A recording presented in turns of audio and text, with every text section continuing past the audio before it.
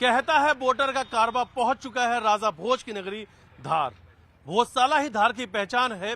रोजगार, पलायन, शिक्षा यहाँ के सबसे बड़े चुनावी मुद्दे हैं।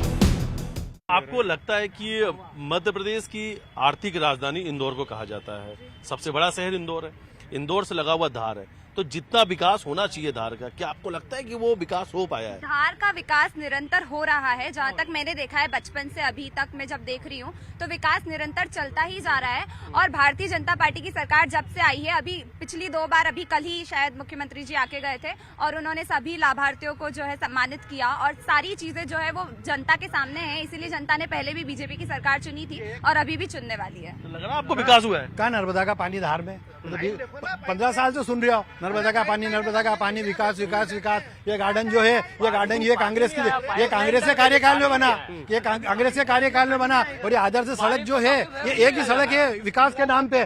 15 साल के अंदर मेरी बात सुन लो, ये घोड़ा चौपाटी से लेके तो वहां तक आदर्श सड़क है ये, और उसके आगे प्राधिकरण तक कोई सड़क नहीं है, कोई लाइट नहीं है, कुछ भी नहीं है। सिर्फ धार का विकास यही तक होगा, धार का नाके तक। और जितने भी बच्चे हैं सारे, जो किसी को कोई रोजगार नहीं है, कुछ भी कोई नहीं है। अरे रोजगार आप बताओ, धार के कितने बच्चे पीतमपुर जा रहे हैं? सब झूठ बोलते हैं और राम का नाम लेते हैं और फिर भोजशाला का नाम लेते हैं और लोगों का दिमाग डिवाइड कर देते हैं, इधर से उधर दिमाग कर देते हैं। कांग्रेस ने कहना है कि धर्म के नाम पे राजनीति कर रहे हैं आप लोग, धर्म के नाम पे राजनीति कर रहे हैं। कथनी करनी भिन्न जहाँ है, धर्म नहीं पाखंड वहाँ है।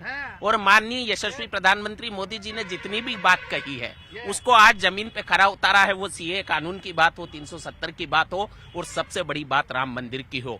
और ये लोग तो इतने अभाग्यशाली हैं कि इन्होंने राम मंदिर का विरोध करा। एक बात और कहना चाहूंगा, ये बोल रहे थे कि सावित्री जी का टिकट क्यों कटा।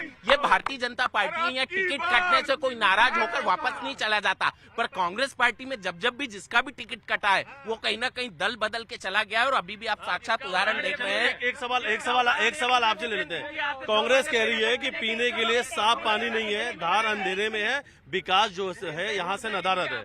धार में पानी के लिए निरंतर नए आवाम स्थापित किए जा रहे हैं। 12.5 तालाबों की नकली है। दिलावरा तालाब पानी मिल रहा है। बात सुनिए, दिलावरा तालाब से पानी मिल रहा है। और अमृत योजना 2 का शुभारंभ आदरणीय पार्षद है, उसका शुभारंभ हो चुका है।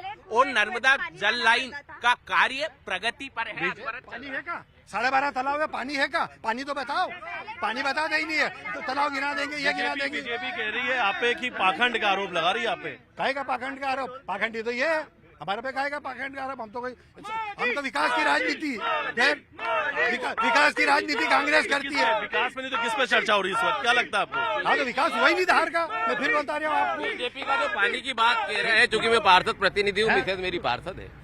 यहाँ पर ये हाल चल रहा है कि नलों में अगर आप देखने जाएंगे तो यहाँ 90% लोगों से पूछ ले कि गंदा पानी, नाले का पानी आ रहा है। एक जैस भी यहाँ पर सक्रिय है, जैस का भी एक रिएक्शन ले लेते हैं। क्या कहेंगे भाई साहब? देखिए, मैं भाजपा और कांग्रेस दोनों से एक सवाल करना चाहता हूँ। यहाँ हिंदुस्तान में धर्म, जाति, संप्रदाय, शिक्षा, स्वास्थ्य के ऊपर उठ के बात करेंगे क्या? अभी लेटेस्ट बात करिए आप, धार जिला आदिवासी बाहुल्य जिला है। यहाँ पानी के लिए लोग तरस रहे हैं। एयर लिफ्टिंग करके यहाँ पर हर गांव में पानी की सुविधा मुहैया करवाना चाहिए। यहाँ से आप 2-3 किलोमीटर बाहर चले जाओ, धार से बाहर। अरे आप 1 मिनट सुनिए, आप दो दिन पहले आप सुनिए अरे मेरी बात तो सुनिए। अरे हाँ, चलो झूठ है, मेरी बात सुनिए। ये 2 दिन मेरे पास में खड़े गायत्री राजपुरोहित, 2 दिन पहले गायत्री राजपुरोहित मेरे सुनिए। अरे रुकिए, मेरी बात सुनिए गायत्री जी, मेरी बात सुनिए। अरे मेरी बात तो सुनिए। गायत्री राजपुरोहित जी 2 दिन पहले कांग्रेस से बीजेपी में आए, ठीक है, इनका स्वतंत्र है, कहीं पर भी जाए। आप परिषद के यहाँ के लोगों से पूछना चाहता हूँ, महालक्ष्मी में जाके देख लो पानी की व्यवस्था है क्या? इस धार में महालक्ष्मी नगर में जाइए, वहाँ पानी की व्यवस्था है क्या है? उसके बाद आज भी ये स्थिति है, टंकियां बनी हुई। एक सवाल यहाँ से ले लेते हैं। लगता है आपको पानी की समस्या की बात आ रही सामने, क्या कहेंगे आप? देखिए, पानी कोई समस्या नहीं है और मोदी जी ने इतना पानी बहा दिया है कि ये सब बहने वाले हैं। मोदी जी की जो घर घर नल जल योजना है, आप ग्रामीण क्षेत्र में जाकर देखिए। ये जो बोलने वाले ये जरा समझे कि इनके घर भी मोदी जी ही नल पहुंचाते हैं। इनको पता नहीं है कि जो पानी आ रहा है वो मोदी जी पहुंचा रहे हैं। गांव की व्यवस्था, गांव की सुरक्षा और गांव का सर्वांगीण विकास अगर किसी ने सोचा है तो वो भारतीय जनता पार्टी ने सोचा है। चलिए एक सवाल ले लेते हैं जयेश से। किन मुद्दों को लेकर आप जनता के बीच में इस चुनाव में जाने वाले हैं? देखिए, हम तो ये है, देखिए इनका प्रदेश अध्यक्ष ही भाजपा में आ गया, ये कहीं भी नहीं है, अब कहीं भी नहीं है। लाल सिंह बर्मन जयेश में किसी पद पे पदस्थ नहीं थे, वो ऑलरेडी पहले ही निष्कासित कर चुके थे। वो स्वयंभू है, मन मर्जी पड़े जब चाहे जो पद लिख लेते हैं। जयेश धरातली मुद्दों को लेकर आगे भविष्य में आएगा और उन मुद्दों पे काम करेगा। शिक्षा, स्वास्थ्य, बेरोजगार और जल पे काम करेगा, है ना। यहाँ पर शिक्षा का स्तर बहुत भयंकर गिरा हुआ है, स्वास्थ्य का स्तर गिरा हुआ है। और पूछिए आप कि कितनी आदिवासी बच्चियां धार के 13 हॉस्टलों में पढ़ती है, तो पूछिए कम से कम 6000 से ज्यादा ट्राइबल जिले की हमारी बच्चियां इन हॉस्टलों में पढ़ रही है, जबकि कांग्रेस के शासन में मात्र 100 सीट हुआ करती थी। क्या ये तो आप जान लीजिए श्रीमान, ये जो 6000 की बात कर रहे हैं, इनसे जाके ये तो पूछे कि उन हॉस्टलों की हालत क्या है। आए दिन बच्चे रोड पे आते हैं, आए दिन बच्चे आंदोलन करते हैं, आए दिन बच्चे ज्ञापन दे रहे हैं, उनको खाने को नहीं मिल रहा, उनकी व्यवस्था सही नहीं हो पा रही है। ये मैं नहीं कह रहा, उन लोगों का रिकॉर्ड कह रहा है। वो बच्चे जो रोज रोड पे आ रहे हैं, रोज कलेक्टर को ज्ञापन दे रहे हैं, वो दे रहा है, मैं नहीं कह रहा हूँ। इनके दिखाने से कुछ नहीं होगा, आप जाके यहाँ की सत्यता जानिए। देखो अभी कितने ज्ञापन दिए कलेक्टर कार्यालय में। मोहनपुरा वाला अभी मोहनपुरा वाला हॉस्टल देख लो बना हुआ। छात्रावास की बात को लेकर बीजेपी कहना है कि छात्रावास बहुत सारे बनाए, कांग्रेस का कहना है कि छात्रावास तो बना दिए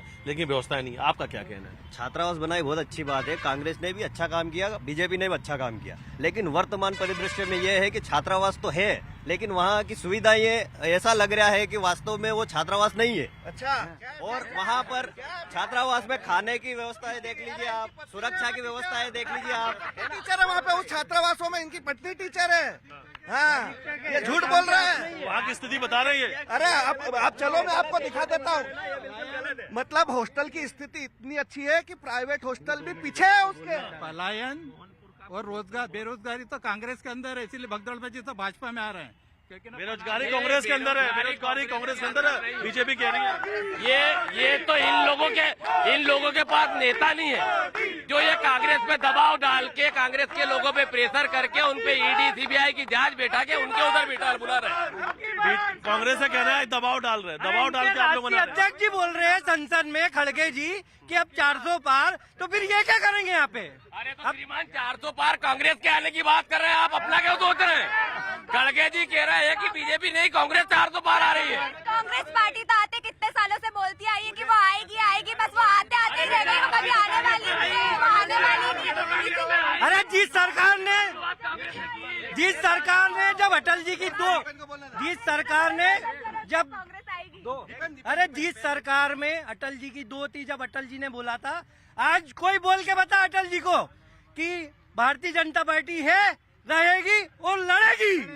जहां पूरे जिले में 5 विधायक कांग्रेस के हैं, नेता प्रतिपक्ष कांग्रेस का है, एक छोटे से डिबेट के कार्यक्रम में सिर्फ कांग्रेस से डिफेंड करने एक व्यक्ति आया है, बाकी कांग्रेस कहाँ खाई गई, मलाई खाने वाले कहाँ चले गए, कहाँ पहुंच गए जिनने मलाई खाई और उन्होंने डिफेंड करना, वो बात करे जनता के सामने। मलाई खाने वाले आज एसी कमरे में आराम कर रहे हैं और जिन्हें कुछ नहीं मिला आज वो पार्टी का डिफेंड करने। और हम सांसद भी महिला टिकट दे रहे हैं और यहाँ पे भी महिला मौजूद है। इनकी तरफ से तो महिलाओं का नामो निशान ही नहीं है, क्योंकि सिर्फ श्रीमती सोनिया गांधी और प्रियंका गांधी 2 ही महिलाएं बची इनकी पार्टी में। आरोप है आप पे। एक बात सुन लो, वो लड़की अभी हॉस्टल में मरी थी, कितनी लड़कियों को लेकर उसके समर्थन में गया था और उसको क्या न्याय दिलाया? इनसे पूछो, ये महिलाएं नहीं, इन्हें बोला लड़की बार सोनिया गांधी जी की बात कर रही है। ये खुद ही परिदृश्य को उठा के देख ले, ये खुद ही पढ़ी लिखी और समझदार है। हमारे साइड भी प्रवक्ता थी, संभागीय प्रवक्ता थी, बहुत अच्छा डिबेट करती है और बहुत अच्छा बोलती है। इन्हें सब मालूम है कि कांग्रेस के अंदर महिलाओं को कितना प्रतिनिधित्व दिया गया है। भाई साहब इधर आ गए हैं, आपका भी स्वागत है, बिल्कुल आ जाओ मोदी। ऑफर दे रहे हैं आपको, इनका मैं धन्यवाद देना चाहता हूँ, पर मैं जहाँ हूँ वहाँ ठीक हूँ, वहाँ सम्मानजनक हो, मुझे नहीं है। तो जो आपके नेता छोड़ के जा रहे हैं वो कह रहे हैं कि सम्मान नहीं मिल पा रहा है, इसलिए वो छोड़ के जा रहे हैं। अपना अपना सोच है। मेरे भी दोनों भाई बहन दोनों गए, मेरे साथ के दोनों भाई बहन ये भी गए हैं। ठीक है, जिसको जहाँ जाना है जाए, जिसको जहाँ सम्मान मिलना है मिले, जो जहाँ जाना चाहता है स्वतंत्र है। मैं जहाँ हूँ वहाँ ठीक हूँ, सम्मानजनक। मेरा दोनों पार्टियों से एक ही सवाल है और आखिरी सवाल है, भारत देश में आदिवासी सुरक्षित क्यों नहीं है? आप मध्य प्रदेश में देखिए, एक आदिवासी के ऊपर पेशाब किया जाता है, उसको गाड़ी के पीछे रोन दिया जाता है। आखिर आदिवासी कब अपने आप को सुरक्षित महसूस करेगा? बताइए भाजपा वाले। बताइए, बड़ा सवाल पूछा उन्होंने। एक बात तो ये है, ये व्यक्तिगत उस आरोप की मैं निंदा करता हूँ, परंतु ये आदिवासी महिलाओं को जब देश का प्रेसिडेंट बनाया जाता है तब आदिवासी सुरक्षित है। जब हमारे देश के महिला को सिर्फ रिमोट कंट्रोल बनाया जाता है, देश का राम मंदिर का निर्माण होता है, वहाँ पर आदिवासी महिला को क्यों नहीं बुलाया जाता? आप सर्वोच्च व्यक्ति है ना भारत का, तो उस आदिवासी महिला को राम मंदिर के उद्घाटन में क्यों नहीं बुलाया?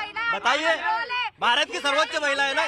और यहाँ लोकसभा ये कैसे बोल सकते हैं कि महिलाएं रिमोट कंट्रोल है? आज वो प्रेसिडेंट है, आप प्रेसिडेंट के बारे में ऐसे शब्द इसका कहना है कि महिलाओं का सम्मान नहीं है।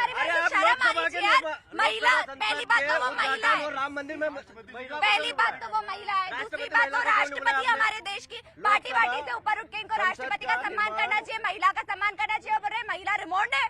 एक छोटा लोकसभा संसद का उद्घाटन हुआ, राम मंदिर का उद्घाटन हुआ। आप मानते हो ना, एक मिनट सुन लीजिए, आप मानते हो ना महिला सर्वोच्च महिला का पद दिया है ना, आदिवासी को दिया है, तो उस आदिवासी महिला को आपने क्यों नहीं बुलाया? न राम मंदिर के उद्घाटन में बुलाया। एक सवाल आपसे, जब भी बात होती है चुनाव में, हम स्थानीय मुद्दों की बात करते हैं, विकास की बात करते हैं, चाहे बीजेपी हो चाहे कांग्रेस हो, एक दूसरे पर आरोप लगाने लग जाते हैं। क्या लगता है कि स्थानीय मुद्दे कहीं ना कहीं अछूते रह जाते हैं? जो जनता की आवाज है, वो जनता की जो आवाज है वो सामने नहीं आ पाती है। आपको बता दूं कि लोकसभा चुनाव में जो है स्थानीय मुद्दे जो है दब जाते हैं। हमेशा जो वोट किया जाता है, पब्लिक भी जो वोट करती है वो प्रधानमंत्री पद के उम्मीदवार को देख के वोट करती है। जैसे राहुल गांधी या मोदी जी, आप मतलब नेताओं के भाषण में भी सुनोगे तो मोदी जी को वोट करें, राहुल जी को आगे लाएं, इस तरह का हम सुनते। तो मुद्दे कहाँ हैं? मुद्दे तो मतलब वोट किसको कर रहे हैं आप? मोदी जी को, राहुल जी को। तो स्थानीय मुद्दे तो हम सिर्फ यहाँ बात करते हैं मुद्दों की, लेकिन मुद्दों पे वोट नहीं होता है लोकसभा में। लोकसभा में प्रधानमंत्री पद का जो उम्मीदवार होता है, दावेदार होता है, उसको लेके वोट किया जाता है। ये मैंने अभी तक देखा है। बिल्कुल सही कहा आपने कि जो विधानसभा चुनाव हो या लोकसभा चुनाव के जो मुद्दे होते हैं, जब भी एक चर्चा की जाती है, आम जनता से जुड़े हुए सवाल पूछे जाते हैं, वो नदारत हो जाते हैं। बहस उस चीज में नहीं हो पाती है जो आम जनता से जुड़े हुए। कहीं ना कहीं दोनों पार्टी एक दूसरे पर आरोप लगाती है, तमाम जो सामने मिलकर आती है। लेकिन कहता है वोटर का कारवा लेके हम जल्द मिलेंगे नए लोकसभा सीट से। वीडियो जर्नलिस्ट संजय बुआ के साथ मिथिलेश गुप्ता, न्यूज 18 धार।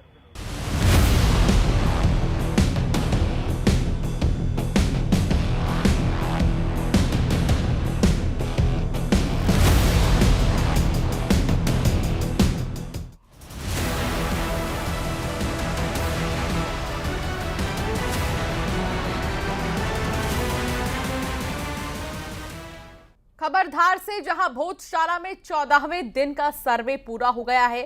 खुदाई, मैपिंग, मेजरमेंट, स्कैनिंग का